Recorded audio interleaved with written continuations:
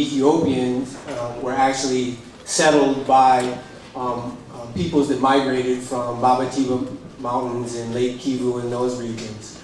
I've noticed that we have a great number of our scholars doing secondary and tertiary research in Kemet, and scholars like Sheikh Anta Diop and Theophile Obenga and Wayne Chandler have said that in order to understand Kemet cosmology, you will have to go behind it to the Ethiopians, and behind that to the people that live around Babatiba Mountains. My understanding is that these people, the Bakongo, the Twa, the Efe, what some people call the Pygmy people, they have an autochthonous language, which means that it hasn't changed over the hundreds of thousands of years, so that in working to unravel these cosmologies that are within the language, that our scholars need to focus their attention in these areas. What I notice is many of the churches and the black student unions, etc., they make their annual pilgrimages to Kemet. Instead of going to places like Ethiopia, which would be a natural link between the black Christian churches here, and as well, they have the pyramids that I spent a year there. Right, your question, sir, just yeah, I just wanted to plant this seed. Maybe you can comment about you know, going to these places, because what's happening in Sudan, other races are going there and destroying the evidence and the research that we need to unlock these cosmologies. So I just wanted to get on that. In the Sudan, Sudan, the evidence is being destroyed? yes. Yeah, it's being destroyed in Egypt too, brother. Okay. I think, first of all, let me address the credibility to your question. I think every scholar of ancient Egypt, or those of us who take tours, for example, to Egypt, I think all of us will admit that Egypt is the child of Ethiopia. There's no question about that. There is no question whatsoever that Africans who migrated down north, the Nilotic people from Sudan, from Ethiopia, from Kenya, migrated into Egypt, okay, 15, 25,000 years ago, with the genesis of the zenith of information from up south. There's no question about that. What I do think, however, let me speak for me personally, why I take people to Egypt. Okay? Here. Of course not there, but you know. The reason why I take people to Egypt is because the evidence of the theft of Western philosophical thought is in Egypt. I'm trying to set people free from Western thinking.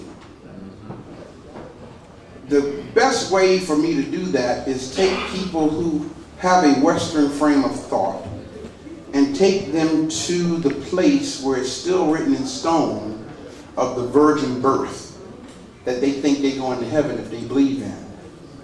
You follow what I'm saying? Is there anything written in stone in Ethiopia of the virgin birth of a Savior? Well, I'm asking you now. Okay, this is my point. No, just yes or no. To my question right now, I'm trying to go somewhere. Is there anything written in stone that is thousands of years old in Ethiopia of a virgin-born Savior?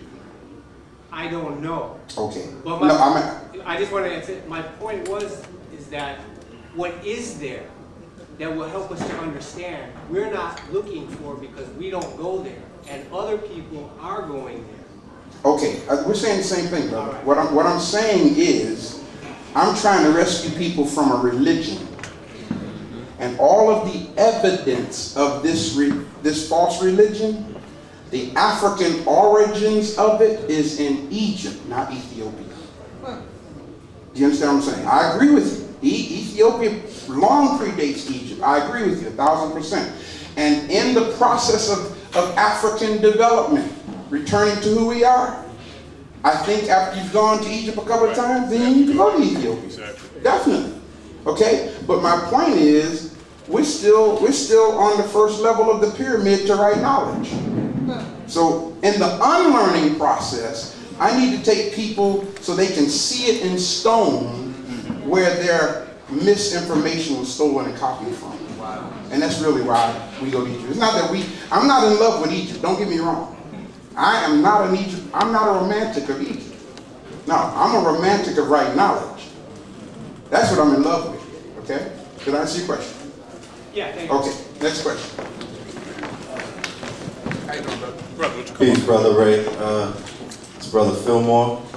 I've been doing a lot of, pleased to meet you too. I've been doing a lot of research recently, and it's been about spirituality. Okay. African spirituality. And what I've been coming across a lot lately is basically the theory that we're kind of in a situation that we are in because we've abandoned practices that we did in Africa, that we were doing in Haiti, you know, things like black magic that they call black magic, but really, you know, the understanding of the forces of nature, things of that thing, you know, paying attention, exactly. So my question to you is, what is your take on that whole, you know, just the whole idea of returning back to that which we were once practicing that made us so powerful? Right on. Thank you. Very good question, brother. I'm glad you asked it. Personally, brother, I believe that we should Sankofa. Period. Sankofa means return to your past. Okay? So that you can get a proper bearing on where you need to go. Our problem is we have been so culturally inundated, okay, with stuff that we only want to return to our culture in certain areas. That's like sending your leg to be re-educated, but you won't send your arm. You follow what I'm saying? In other words, it's, you know, especially when it comes to our sisters. Now, sisters, y'all hold your circle up. Come on, sisters, hold that circle up. Hold that circle up.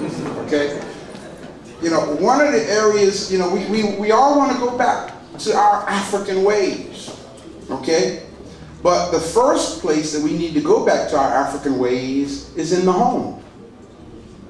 In the family structure. That's right. That's the first step. Okay? And because see, in Africa, what made an African society strong, brother, was the homes. That's it, the family, man. You know, and we are not ready to return back to our African value system in our homes. We're trying to return back to our African value system in religion. Okay, in our sociology, in our politics, but not in our homes. Sisters ain't putting up with that, brother. No, Lord.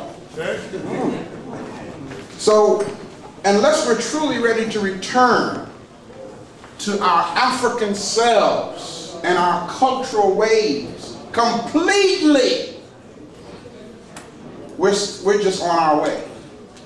We're being liberated in segments. You follow what I'm saying? You know, and for true empowerment, we have to cut loose completely, man, of the white man's concepts. Everything. Yep. Completely. Everything. It's like the brother who you know, stated the argument, you know, we need to do things African. You know, boom. You know, as far as our eating, as far as da-da-da-da-da, I agree with all that. I said, okay, so then let's find an African car deal. African car manufacturers. Don't buy no more gas unless you're buying from Africa. Now we got a problem. Because this brother just bought a Lexus. See what I'm saying?